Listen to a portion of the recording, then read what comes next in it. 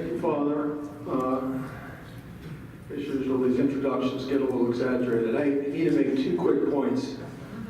One, by the time I got to Princeton, I was barely Catholic. So I consider myself a converted Catholic, actually. And secondly, I get seasick looking at books.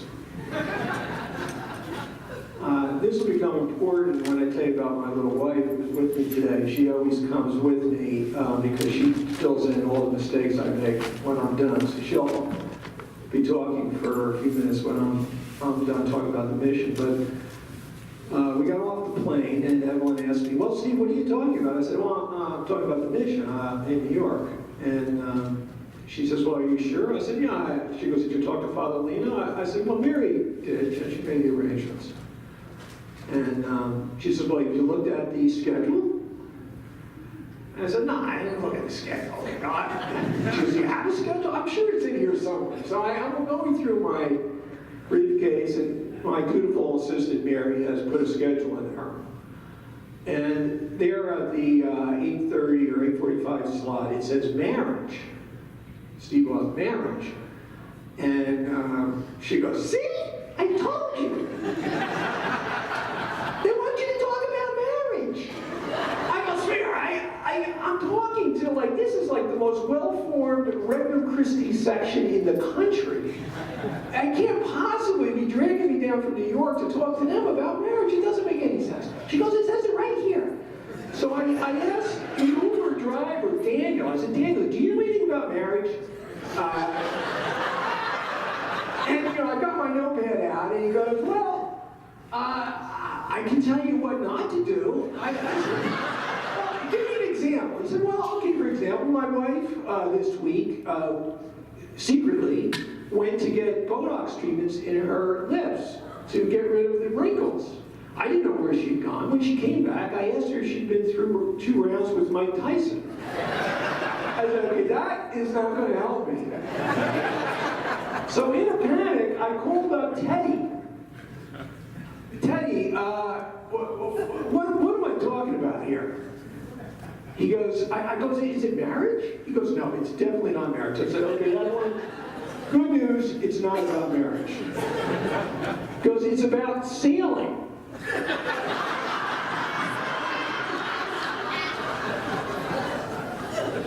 All right.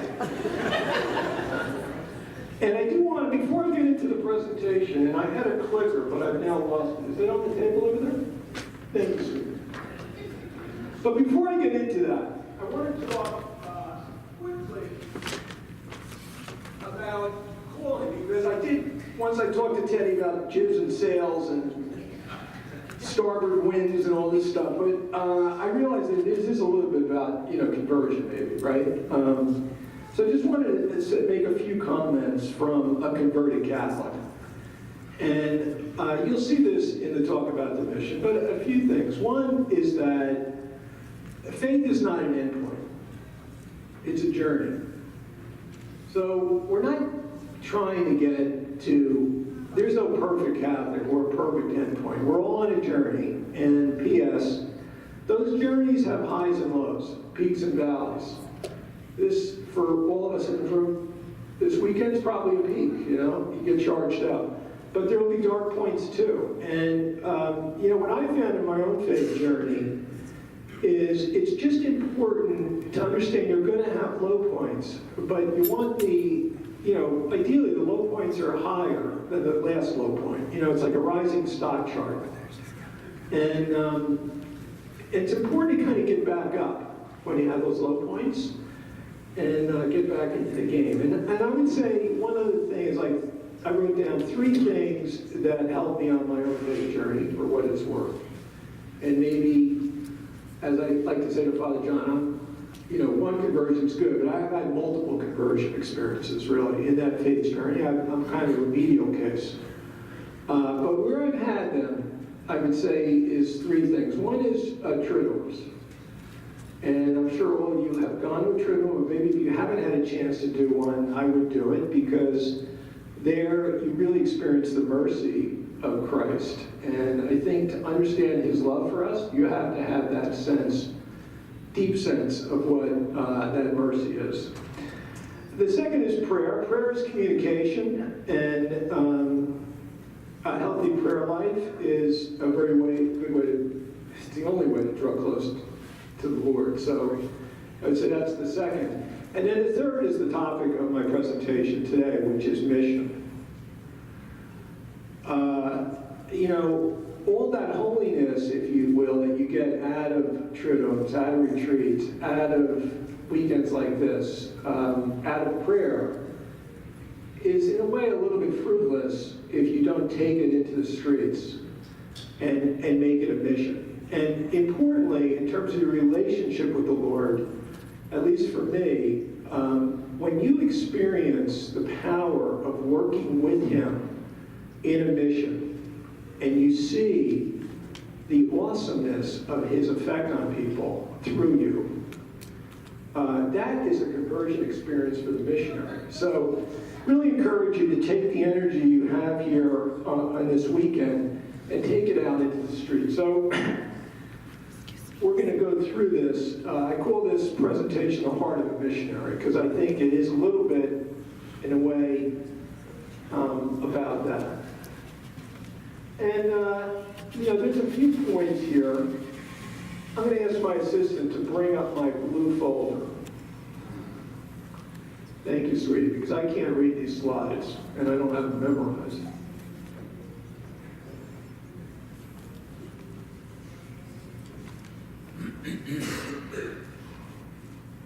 So this is a little tableau I made about this New York City mission. I think some of you have heard about it, it sounds like. But just to give you a sense of what it is, the first point that's a little bit different in the New York City mission is that it's really adults engaging adults. So it's really designed to bring people back to the church, which you need adults to do that, frankly, well-formed Reverend Christie members. So it's an adult-to-adult mission. Now, our team's involved in this mission in a very big way, which I'll talk about. But it's fundamentally, at its core, an adult-to-adult mission. It's been running 10 years now. We run 4 missions a year. The big one is Holy Week, but we run them throughout the year because the pastor there really wanted to create a presence, a mission presence in his neighborhood. Point it utilizes all. This is Gloria Darblay. She's not here today. I don't see her. Is Siobhan here, maybe? Do I see her? No? Okay, well, Siobhan and Gloria were right there from the early days of this mission, and one of the things they used to emphasize that they loved about it was that it uses all members of the family.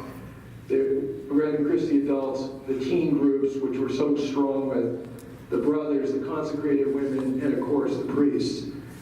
In terms of numbers, it's hard to say. It's probably at this point, this chart's a little old, I think probably over 2.5 million people that we've actually greeted on the streets. That's a lot of people. And about 10% of them we found Catholics. Now, if you check the Catholic population of New York, you'll see that it's higher than 10%. So we also know we pinged a lot of Catholics who said they weren't Catholic, and I'll tell stories about that later. But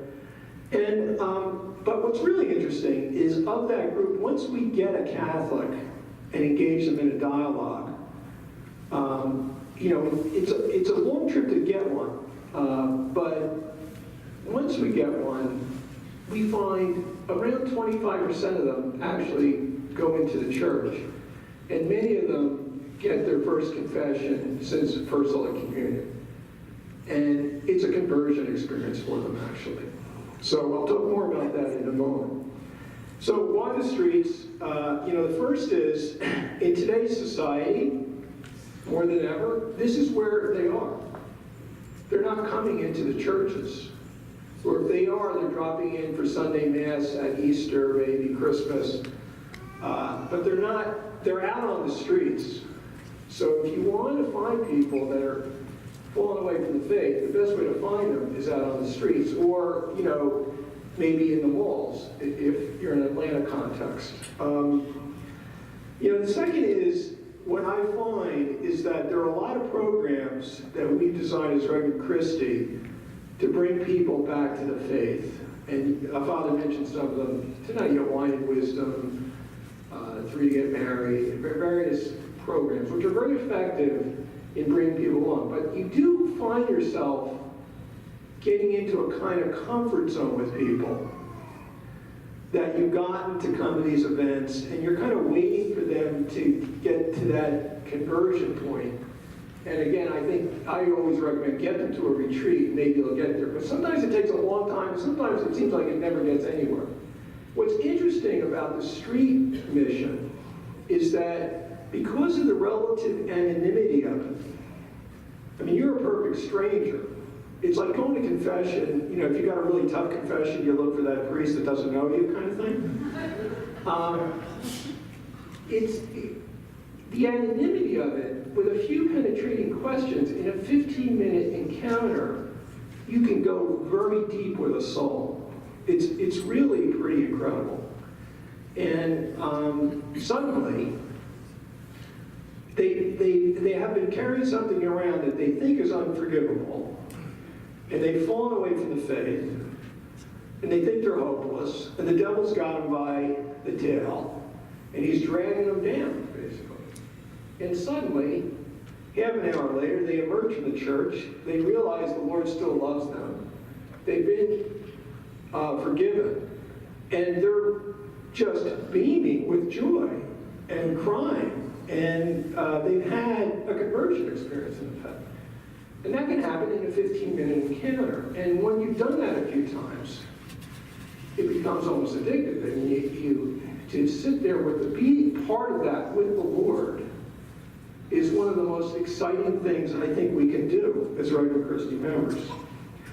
And by the way, that is where he is, right? Christ is out in the streets. I know he's in the tabernacle, but where he really likes to be is out in the streets. Let's see if we can get this to advance. So, objectives. And my dear bride, she looked at this for once. She asked what this was about. And Steve, objectives. That's a business word. That's a looming word. This is right up Christie, Steve. Fruits. We talk about fruits. so please scratch out the word objectives. Fruits, okay? The fruits of our work. And there's always two, right? The one is fairly obvious. It's to find the lost souls out there and to bring them back. The second is less obvious, but it's huge. It's to bring the missionaries closer to Christ. The experience of being with him in the streets converts the missionaries. It's converted me. And it's converted probably close to 1,000 missionaries. I mean, I see missionaries years later, you know, someone that started as a teen or whatever, and they've been away, and they'll talk about the mission, and you can see the glow in their eyes. It was a very special moment. They might be remembering one soul that they brought back, but that still lingers. The memory of that still lingers. It's a very important moment in their own faith journey. So everyone said, find courage, find your courage, find your soul. I say, I find your soul. I'll talk about that later, I hope. Okay, so broad themes. These are 5 broad themes. I've been working on these themes because with this book coming out, which I'll talk about later, I know I'm going to be on some media things, and having done a lot of media, I know I like to talk about broad themes. So I got 5 of them that I think are really important. One is, when you do this mission out on the streets, you begin to realize that this battle of light and darkness is very real. The devil is not a hypothetical. You can see the devil working on people and trying to stop them from seeing you. And you can see the devil working on the missionaries, trying to stop them from being there for that soul. I like to tell the missionaries that you might be here for one soul tonight. Someone that me or Evelyn or Bob or whoever couldn't attract, but you have the unique personality to do that. And you've been called for that one soul. But if you're not here when that soul comes by, you're not going to capture them.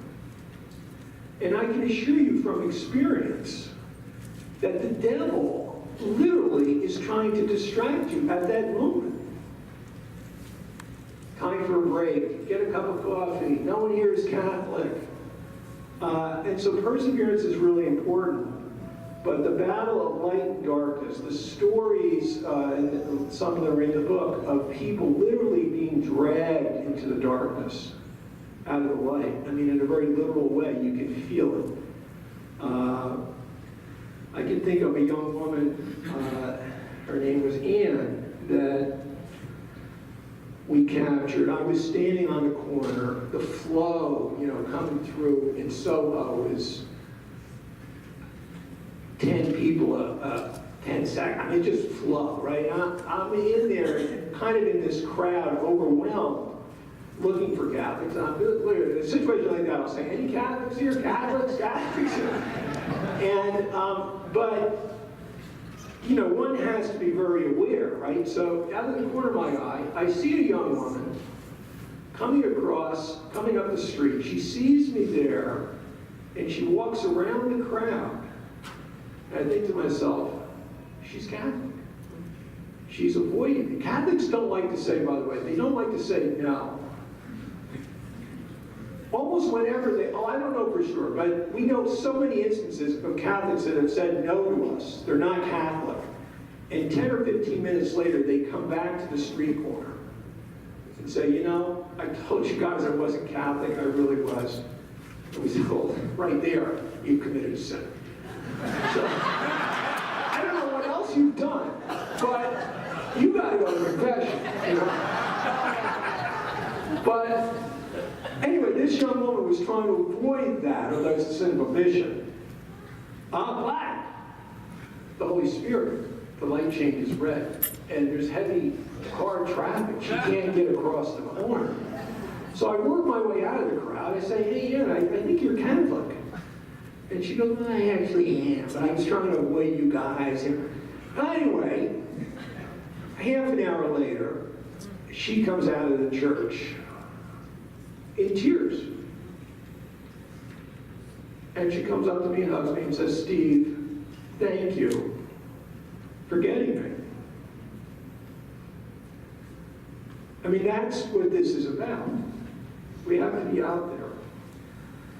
The second one is we are not alone. I mean, you see these stories of people that are walking alone, and usually in a hurry. In fact, the book starts off with a story about someone alone in a hurry. I'll talk about later. But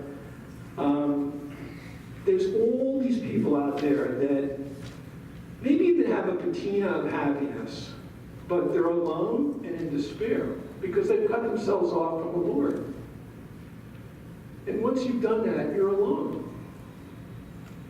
There's no one else like him, right? And so you've cut yourself off. Your soul longs for him, and you're alone.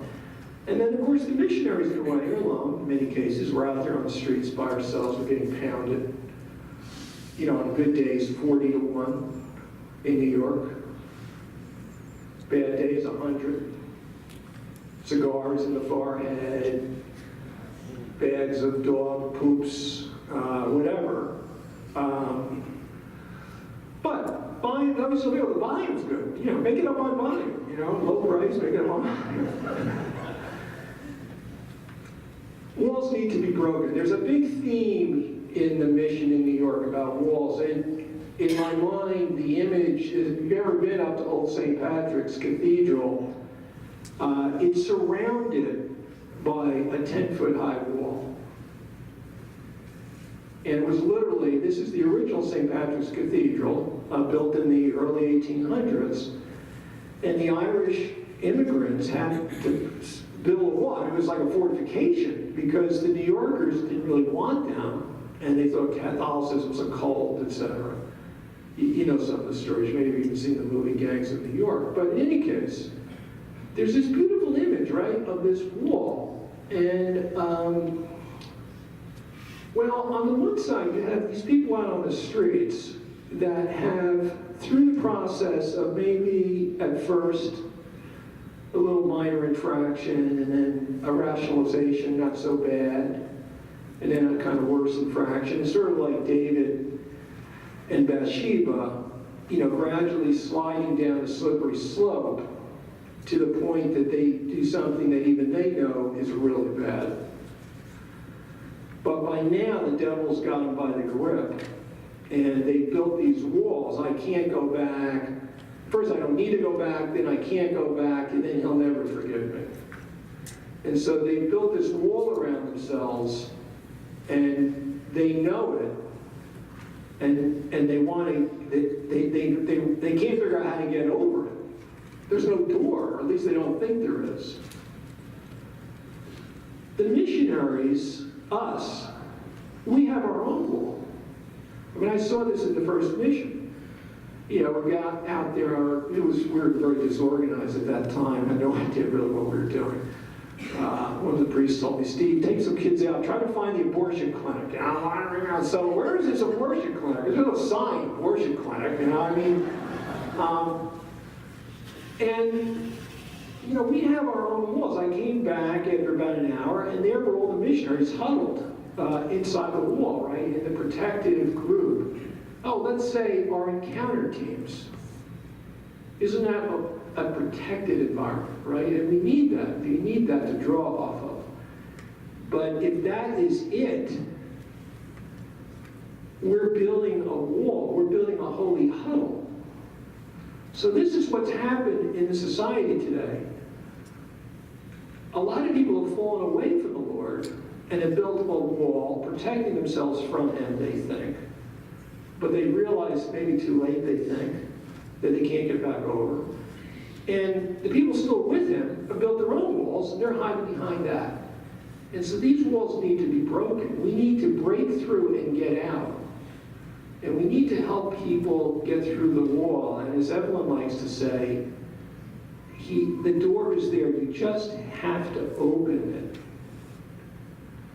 So you've got to help people open the door. I have a story to tell about this, but I don't think I will. Unfortunately, it's just not going to be enough time. But if I have time later, I'll tell you the story about Mike, okay? It's kind of a long story, but it's kind of a good one. Catholics need to be part of the dialogue. This is another big, big theme, and it's something I'm going to be talking about as we launch this book, because what's happening now is that they are trying to shut us up. In fact, they pretty effectively have done that. We're not even allowed to talk about this stuff anymore. The reason Evelyn and I started this tour of the Met, and we both have an avid interest in art history, but if you go to a tour by one of the official docents of the Met, you'll see that they're not allowed to discuss anything spiritual. Well, the art's all spiritual. You can't. And, you know, after 20 minutes, people's eyes are glazing over. They're talking about brush strokes and here. And like, yeah, but you're not talking about the art. Our tour is 3.5 hours. And at the end of it, people can't believe it's over. I mean, it's gripping. When you unlock the richness of the spirituality. Anyway, that's a side comment. The point I'm trying to make is that we need to be part of this dialogue. We cannot sit back and let the world slide off and be afraid to talk about truth. So we've got to get out there and be part of the dialogue. And okay, literally on the streets of New York, maybe that's the most violent way to kind of break through with this message, but we can do it in a lot of other ways too. And a lot of your apostolates, and again, it's kind of an irony to me that they've dragged me down here to talk to this group, because I know this is the most active Regnum Christi section in the whole country, so I know you have a lot of apostolates, and that's what it's about, right? It's getting out there. And the last one, love conquers all. I always tell the new missionaries when they come, and I'm going to, hopefully, if I don't spend too much time doing this preamble, talk a little bit about how to do this.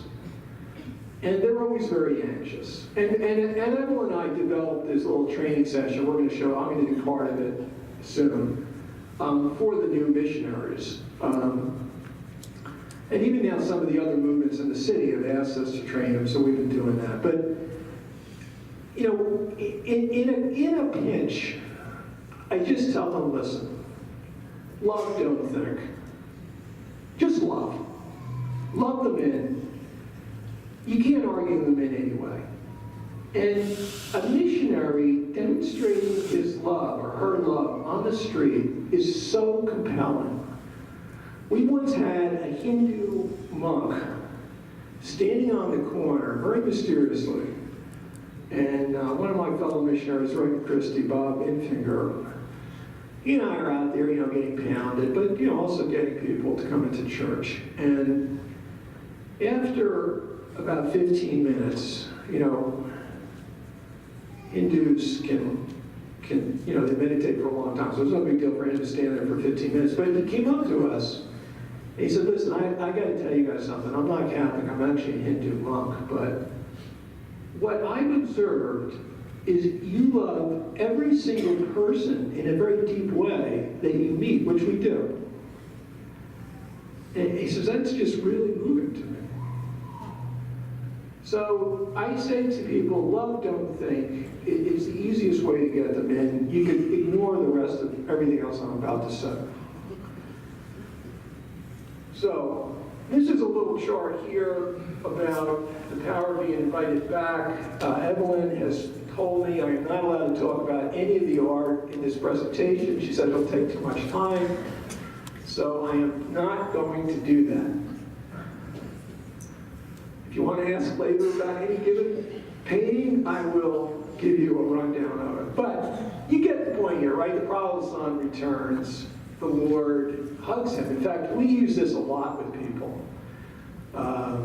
In fact, we make little prayer cards with these images on them.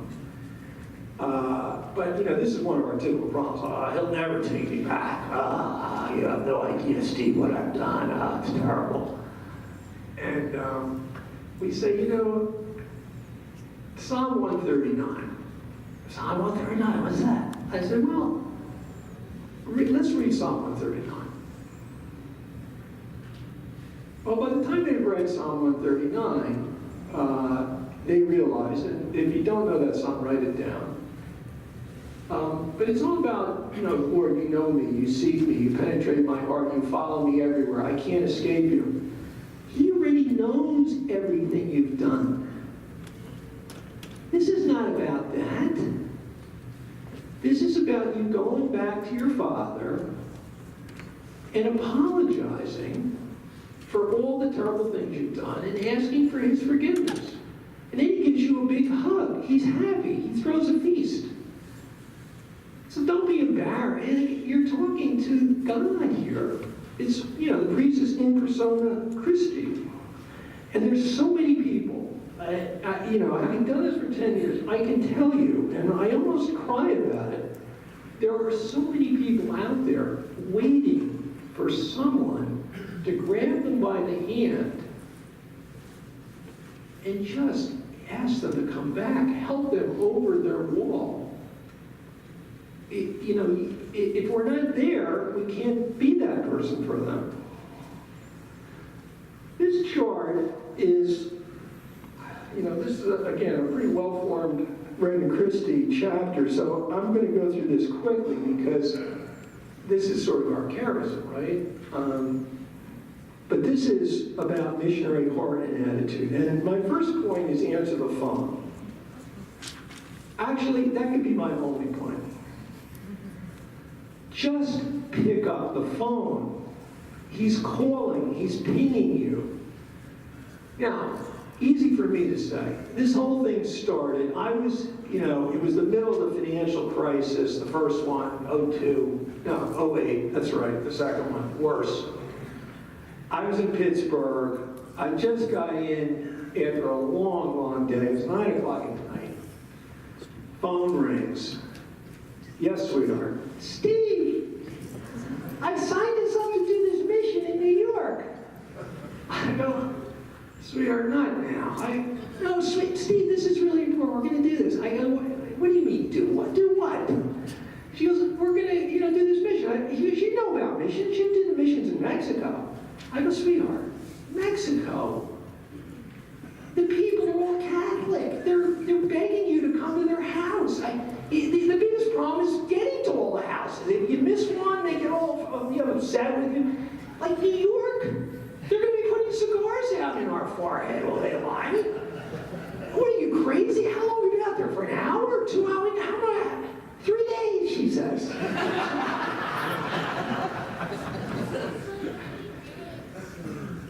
Okay, so answer the phone. Prayer in silence is the best way to pray.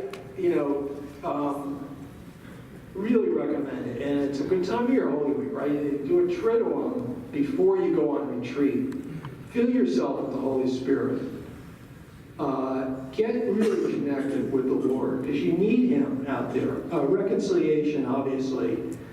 I mentioned shared experiences already. Embrace suffering. I think we all get that, right? The power.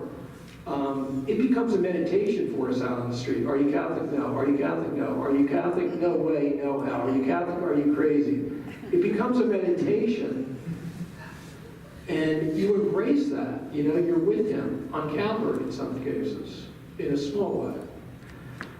Love, I mentioned. Perseverance, I mentioned. This is so important. And I'm going to talk a little bit about perseverance in a minute, but the devil really is trying to get you to not do this, 1, and 2, to give up at person number 42. And person number 43 is usually the soul you were brought there to meet. And,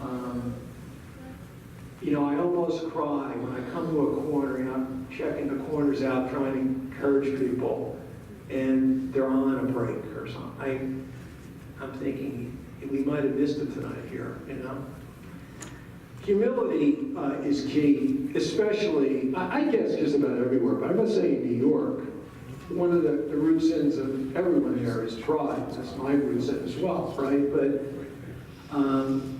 if they engage with a missionary on a soapbox, telling them they're a bunch of sinners, and the Lord is coming, you're not going to get anywhere.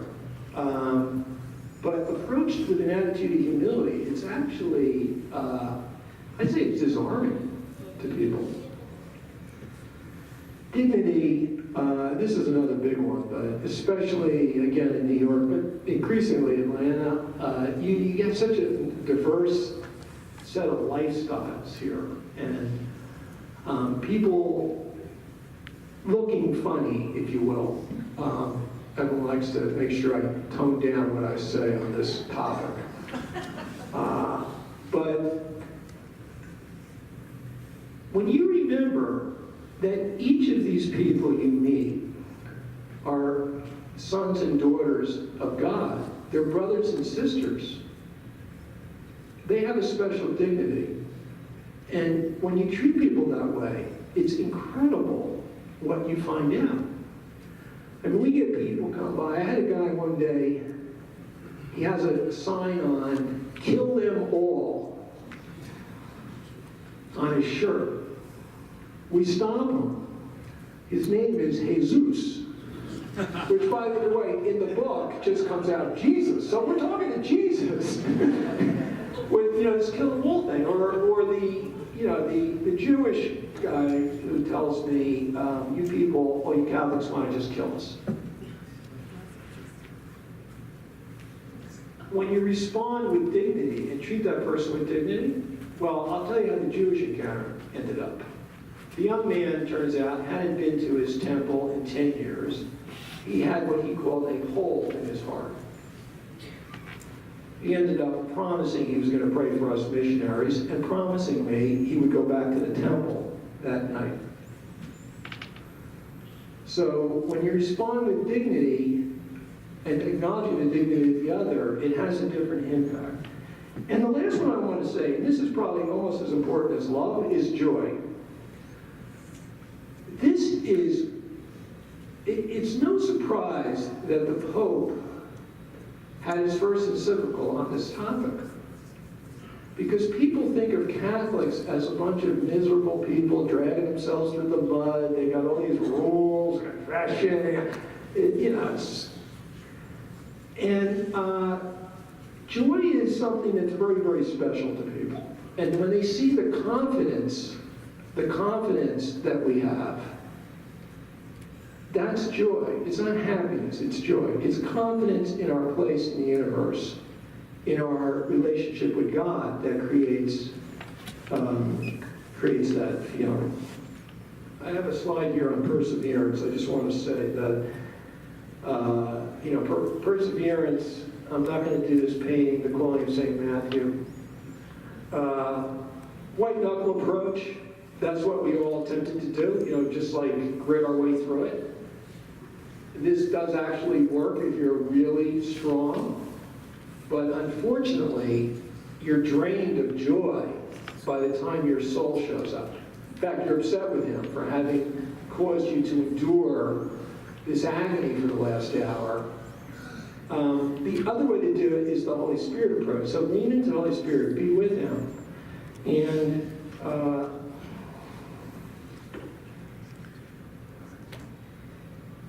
I think I saw the signal. How much time do I got? 5 minutes? Okay. Well, it just shows you how far I got here. We're not even going to get to the field guide to street evangelization. But I've got a copy of a flyer, and there's more out in the back that actually is just that. It's the story of the street mission in New York.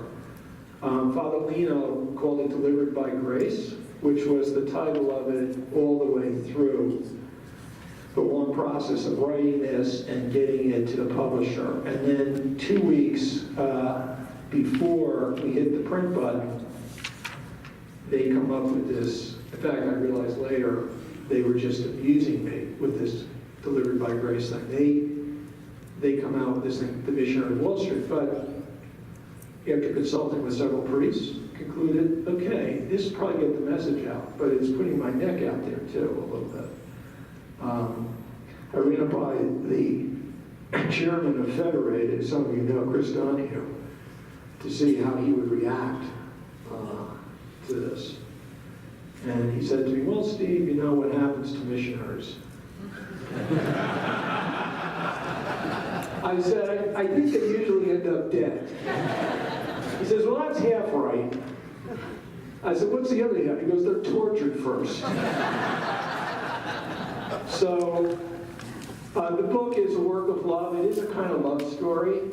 It starts off on a dark street corner alley, actually, in Chinatown. And there's a missionary standing alone in the mist. And nothing's happening. And a middle-aged man comes by who ignores him. And the missionary's been doing this for a while, realizes this must be a Catholic, because if he was not a Catholic, he would have just said not Catholic. Most of them just try to get away from you. So he chases him down, and it turns out this guy is an ex-con on a drug run, packing a gun. And he won't come into the church because he knows that he can't bring a gun into a church. So the missionary says, well, Socks, I see you got a well-formed conscience here, right and wrong. And he says, yeah. And I said, what happens if you get hit by a truck tonight? Because the missionary is thinking he could literally be killed tonight. And Socks goes, I don't know, I'm pretty sure I'm going to go to heaven. So Socks, you're doing something that you can't go into the church. How are you going to get into heaven like this? And that, leads to a long dialogue. And then Socks has made a step closer, and there's a little more about the story there, but I'm the missionary in that book, in that story, and that's how the book starts. You know, where did socks go? We're not sure. What's this missionary doing out there? And so figure out the rest. You've got to buy the book. The one thing I'm going to say about it is, and I think this is really important for the movement, because I know we're kind of getting a relaunch, if you will. And one of the things that's really exciting about this book, and I really feel the Holy Spirit's been pushing us. I say us because Edwin's been hugely involved in this book, and both writing it and editing it. But it's all about our charism. If you read the book as I read it, Christy, you'll see our charism, but importantly, you'll see Reverend Christy. I think Gail, when we sent her a copy, she word searched Reverend Christy and like all over the place. Well, I was always preparing for a last-minute food fight with the publishers, waiting for the call, saying, "See, by the way, if you don't mind, we just have to X out Reverend Christy because we don't want any of that stuff." And I was prepared to walk at that point, by the way. But it's interesting to me, it never came to that. I don't know whether because they were afraid of me at that point, or they begun to see us differently. But I think in a way, this book is going to get us out there a little bit and really show our charism. So I'm kind of excited about it. I think it's a very, very important thing for the movement. And again, there's pamphlets on it out on the table and some here. And I know Evelyn, we got to give Evelyn 5 minutes. She's going to have some things to say that are different than what I just said.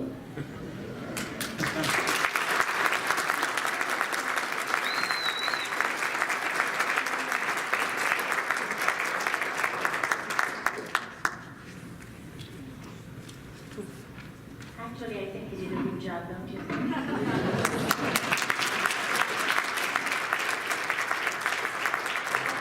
I just want to add a few things or summarize some of the things that he had said. And one thing that I would like to emphasize is that when he says the battle of darkness and light is very real. It's real everywhere, but it's very real in the streets of New York. But what I want to emphasize, knowing that, is that the whole New York mission is Holy Spirit driven. So the light comes. So despite all the darkness, and the reason I say that is that there are so many stories in the streets of New York, and I will probably tell you just two, that emphasizes that the Holy Spirit is truly with us. And this is one of the most famous stories, and this happened maybe the 5th year of our mission. There are 3 beautiful sisters in New York and a brother, and they are all missionaries. They're members of Brigham Christie. It's the Bruschi siblings. So they're fashionistas, they're beautiful. So they came and they said, "Evelyn, we would like to help today." So I said, "Okay, would you like to wear the t-shirt? We wear this mission t-shirt." They said, "Do we have to?" I said, "Okay, you don't have to." They were wearing their leather jackets and all. So I said, "The best way is for you to just stand with me, you watch me, and then after 5-10 minutes, I will let you on your own." So that's what we did. And after they watched me for a period of time, I said, "You stay here. I'll go across the street. If you get stuck with anything, just signal me and I'll come and help." So I'm there across the street, and the darkness really came to me, not to the sisters, and I'll get to them later. A man came, passed by in front of me, and I said, "Are you Catholic?" And he said, and I kid you not, he hissed it, he said, "No, stay on your side of the street." And this is across from the cathedral. All the hair in my really stood up. And he won't look at me. That's all he said. "Stay on your side of the street." I said, "Wow." But then light came. The girls started jumping up and down and signaling me, "Come over." I crossed the street and I saw there's this big 110-pound, white, pure white dog lying on the ground. And I said, oh my God, they killed the dog. What did they do? So I ran across, and they excitedly told me the story that this man, late 40s, was with the dog. And they stopped him and they said, sir, would you like a schedule of religious services at the cathedral this week? It was Holy Week. And he said, yeah, why not? I mean, how can you say no to this pretty 3 women? So they started chatting with him, and then finally they said, well, by the way, we have missionary priests right now hearing confessions, preparing everybody for Easter. They're missionaries, you can tell them anything, you'll never see them again. So he said, no, not today, my dog is hungry, I have to go feed him. The dog flopped straight on the ground, on his side, like he was asleep. So he starts pulling the leash. He says, come on, bud. It's din time, let's go. Dog wouldn't budge. He kept pulling and tugging for like 2-3 minutes. The dog is choking, won't budge. Just as surprisingly, he hands the leash to one of the sisters and said, I think I have to go to confession. And he did. So, you know, the contrast, the battle is constant in the street. But what I would like to encourage everybody actually is, knowing all this, is to find your courage. The most common objection we hear from everybody is, and you've heard this, and we are partly guilty for promoting this, it's not my gift. It's not my gift to talk in the streets. So my point is, I don't think when God showered us with his gifts that was all he was going to give us. I don't think God's plan is permanent. It's not static. You know, he encourages you as he sees fit. So if you say, yes, I will do it, he will say, okay, he needs this, she needs this, and you will get what you need to go out there and do it in the streets. And my second point is, because we may be running out of time, we cannot forget how great his generosity is when it comes to these gifts, and how deep his mercy. You just have to go and be courageous. Find your courage. The other thing I forgot. No, I did cover that already. Sorry. My advice is, go find your Soho. Go find your Soho. Maybe it's not in the street corners of Atlanta, but maybe you can find another way where you can. An example is, if your parish has a periodic celebration, go to your parish priest and say, you know, when we're having the party, the barbecue, why don't we have the priest also hear confessions at the same time? And then your team can work the crowds, inviting them to go to confession. So that can be your Soho. Or do a marriage renewal. This is something we have done in the tri-state area, and you have mentioned those 3 to get married here.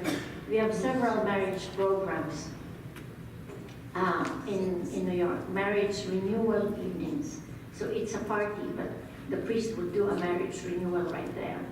And then you can encourage them that prior to the party, for 1 hour, you will have priests hearing confessions before they renew their marriage contract. So there are many things you can do, but go find your Soho. I think, I don't know if we have a Q&A.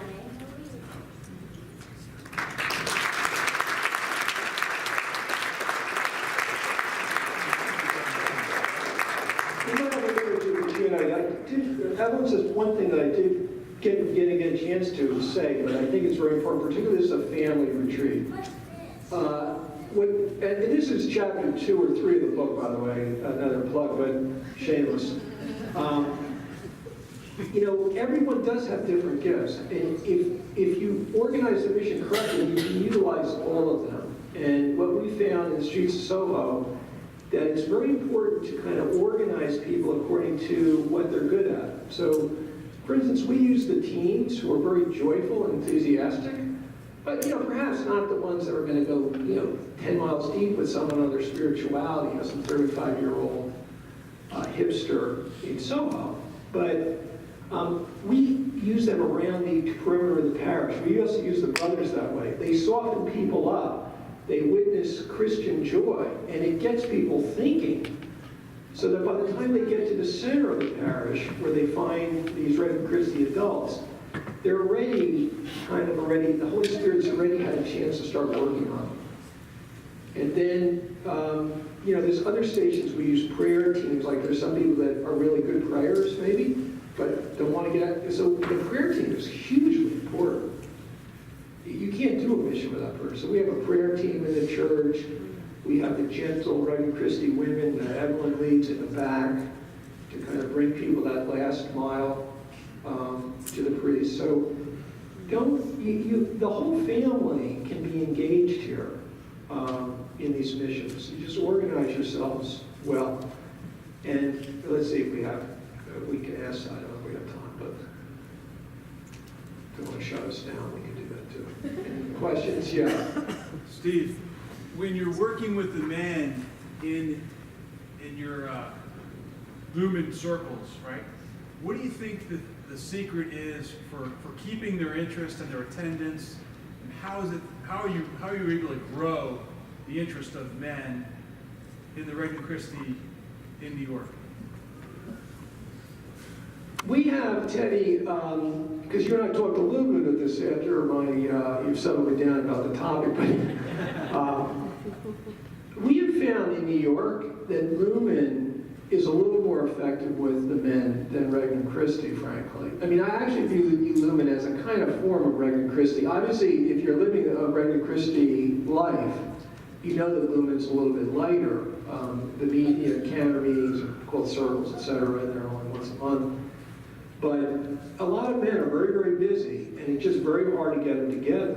And you can get them on the road through something with a little bit less of a commitment at the get-go, and then gradually get them engaged in action, apostolic action. And all we can do is bring people before the Lord. It's the Lord that converts them. We got to remember that.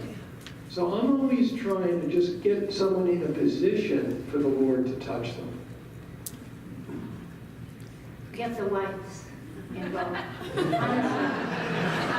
get the wives involved.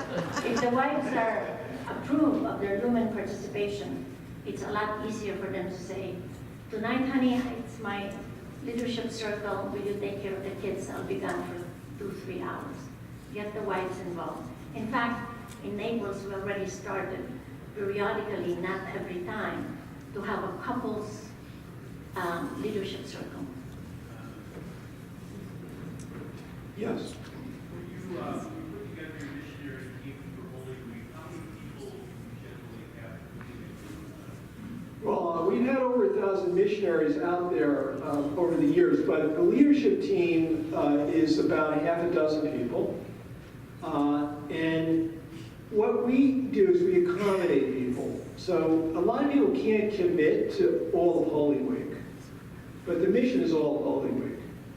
So we have people coming at different points. For instance, on Monday, Tuesday, we'll have a very small team of mostly just the leadership team. We'll have 3 or 4 priests. They're obviously critical because it's all about getting people to that experience of Christ's mercy and confession. And then we could have maybe just a 6 to 12 missionaries on the streets, well placed near the parish center. We have stations that we've set up. We've studied the traffic patterns. I didn't get it all that, but key stations, let's say. When we get the brothers, which is usually Wednesday night, I mean they're like atomic weapons. I mean, they're so joyful, and the neighborhood loves them.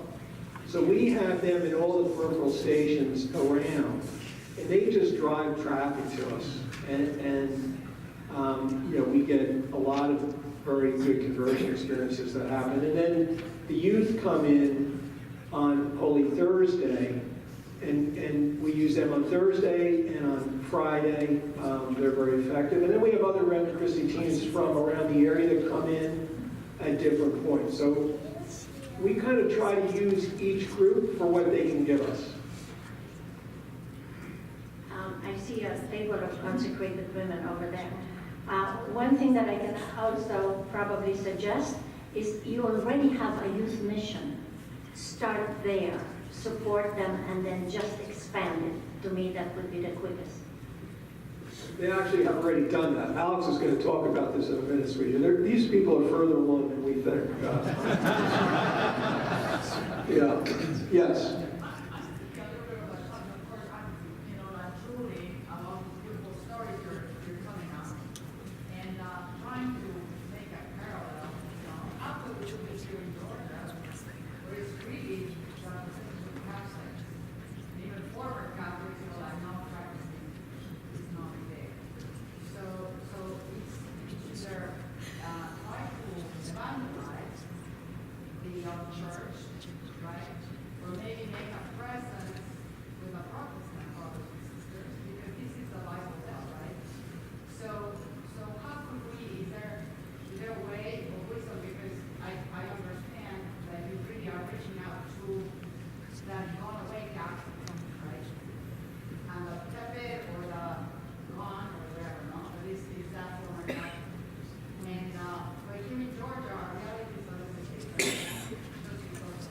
Yeah, well, so the question was, how do you reach out in an area that has a lower percentage of Catholics than or ex-Catholics than New York?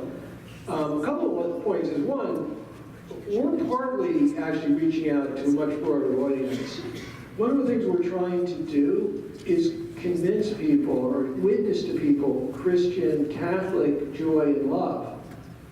And I kind of reference that a little bit with the Hindus. There's a lot of stories like that in the book.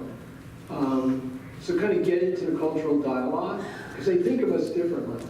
And then, Alex is going to come up here and talk about what you're doing here in Atlanta. But I think, yeah, maybe you've got lower percentages, but better odds. Think of it that way. I like to think what I told Father John Connor years ago when he approached me with the idea of starting movement in New York City. I laughed at him. I said, Father, this reminds me of the shoe salesman, the two shoe salesmen, both sent to Africa. The first one sends back his initial report, forget about it, no one here has any shoes. The other one sends back his report and says, this is an incredible opportunity, no one here has any shoes. So I'll leave you with that.